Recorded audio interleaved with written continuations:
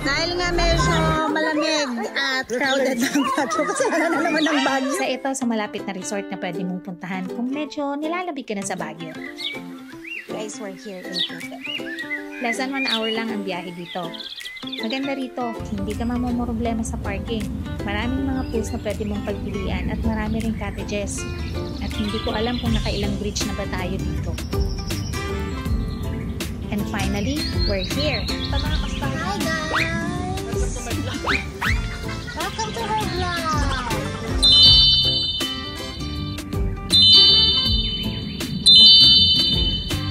Meron din silang mini zoo dito. Meron silang iba't ibang klase ng hayop.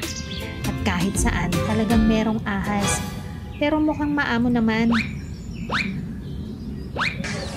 This is manok.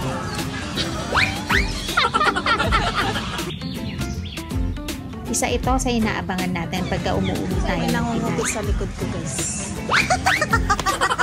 Simpleng outing, kasama ang family. Bihira lang kasi mangyari ito, kaya sinusulit na natin. So yun lang muna for today's video.